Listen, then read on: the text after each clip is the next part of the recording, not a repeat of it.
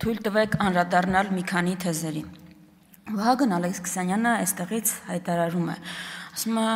եթե դուք Իրանի ու Վրաստանի նկատմամբ չունեք նույն վերաբերմունքը, ինչ որ Թուրքիայի եւ Ադրբեջանի, դա նշանակում է, որ ձեր հայրենասիրությունը թելադրված է Ռուսաստանի կողմից։ Նոր դարակազմիկ թեզը, որը առաջ են քաշում ընդդիմությանը մեղադրելու։ Տեսեք ինչ է ասում իշխող ուժը։ Ասում է, եթե դուք աշխարհի մյուս պետությունների, ձեր հարևանների, այդ թվում նաև եղբայրական պետության նկատմամբ չունեք այն նույն վերաբերմունքը, ինչ որ ձեզ ցեղասպանած պետության նկատմամբ, Արցախում էթնիկ զտում իրականացրած պետության, ուրեմն նշանակում է, ձեր հայրենասիրության մոդելը թելադրվում է Ռուսաստանի կողմից։ Ինչ են առաջարկում այս մարդիկ փաստորեն, ասում են Թուրքիան ու Ադրբեջանը Հայաստանի համար նենց պետություն է, ոնց որ Վրաստանը եւ Իրանը, ոչ մի տարբերություն, ասում են, ու չեն հասկանում մենք ինչ խնդիր ունենք տեղ,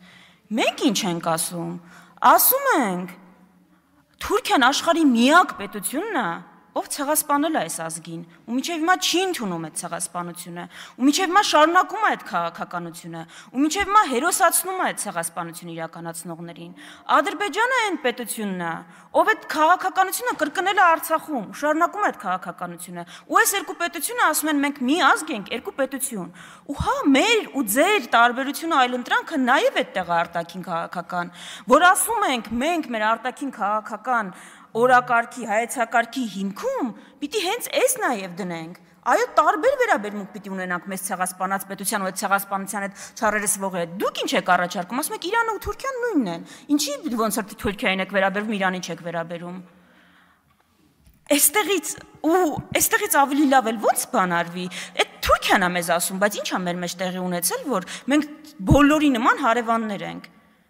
Այս Այսինքն ցեղասպանությունը չն, եթե ձեր ընտանիքի հետ տես դժբախտություն պատահեր, այն հարևանով ձեր ընտանիքի հետ տենց է վարվել, դուք իր հետ նենց կվարվեիք ոնց որ ձեր մնացած հարևանների, այդ ոնց է հենց ձեր շահերին է վերաբերվում, կոստյում լինի, նյութական շահ լինի, անձնական որևէ բան լինի, դուք թշնամիներ եք դառնում նրա նկատմամբ, ով ձեր նկատմամբ թեորիական սպառնալիք կարա բանանի, հենց ազգի շահերին է վերաբերվում, չէ ինչ, մոռանանք, հաշտվենք, բան անենք, չխոսենք դրա մասին, որ լավ լինենք։ Ի վերջո, եթե Թուրքիայի ու մեր կոնֆլիկտը ոնց որ դուք եք ասում, մեր պատճառով է, մենք պիտի փոխենք մեր պատմությունը, մենք պիտի փոխենք մեր ընկալումը։ Մի հատ ինձ կբացատրեք, Թուրքիան ինչի խնդիր ունի իր բոլոր հարևանների հետ։ Կիպրացիների հետ էլ կիպրացիների պատճառով է, հույնների հետ հույնների պատճառով է, Սիրիա ինչի մտան, սիրիացիների պատճառով է, կարող է ամեն դեպքում ձեր թեզը, թուրքական թեզը ու մեր պատճառով չի այդ կոնֆլիկտը, իրանց պատճառով է։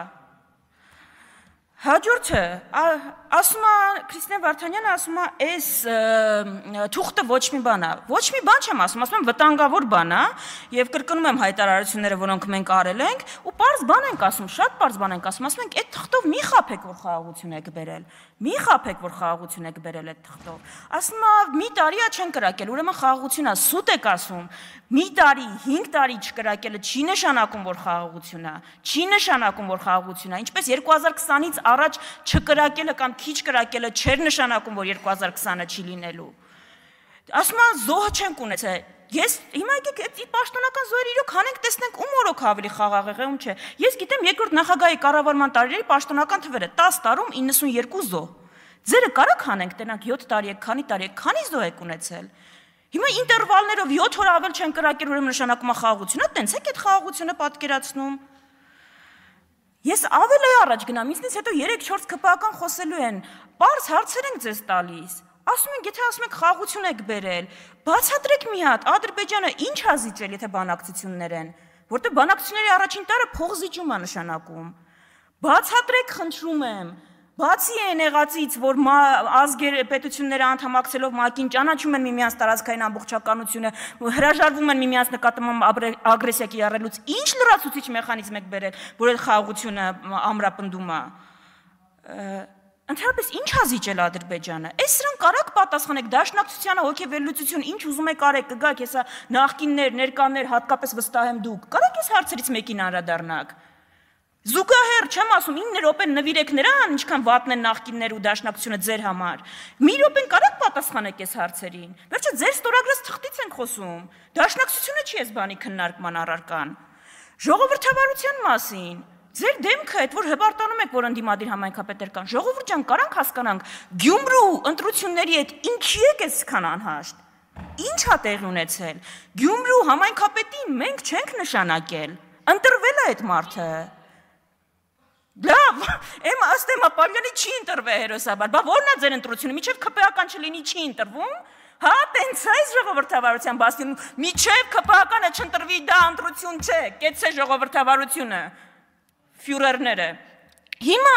ի՞նչն է խնդիրը, ես չեմ հասկանում։ Գյումրու համայնքապետին մենք չենք նշանակել, դժգոհ եք, որ ձեր այլընտրանքը կոմունիստներն են։ Բա դուք տեղ մեղք չունեք։ Կարող է ձեր խնդիրն է դա, որ մարդիկ այնքան եք այստեղ հասցրել, որ ձեր այլընտրանքը տեսել են կոմունիստների մեջ։ Կարող է դա ձեր խնդիրն է։ Եկե մեզնից ինչ եք պահանջում, ես կարամ ձեզ հասկանամ։ Ասում է,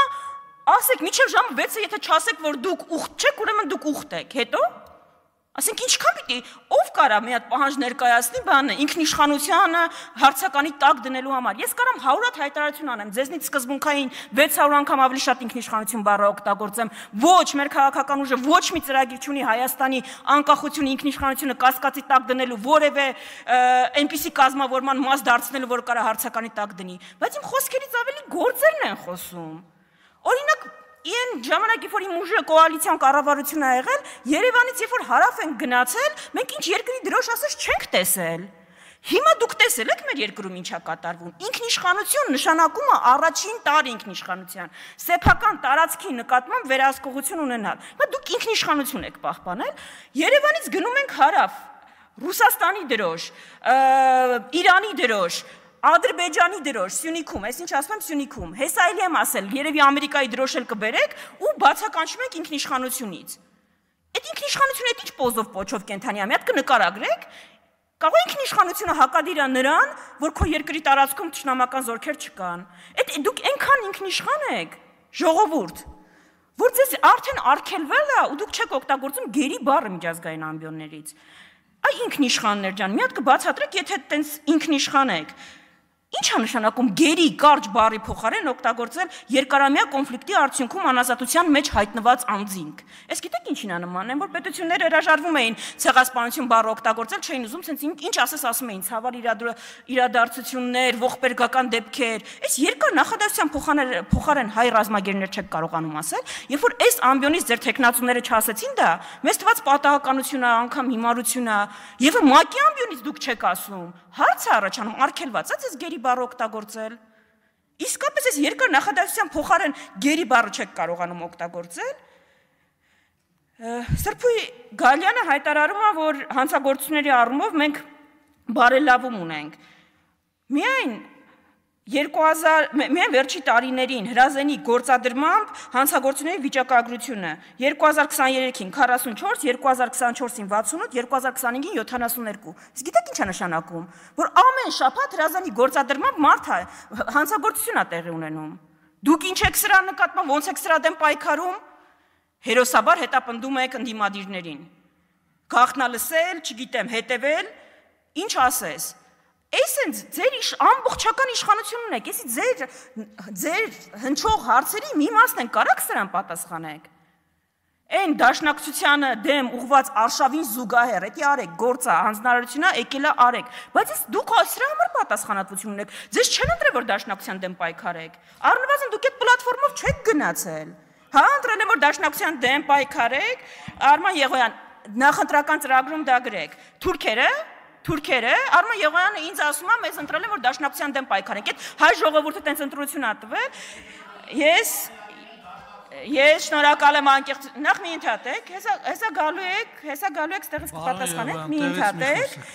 մի ընդհատեք, հասկացեք, կգաք ստեղից կասեք, ես վստահ եմ, որ Էրդողանը եւ Ալիևը ձեզ ընտրել են, որ դաշնակցության դեմ պայքարեք, շնորհակալություն անկեղծության համար, վստահ եմ դրանում երկընտրանք չկար, վերջում Հայկ Կոնջորյանին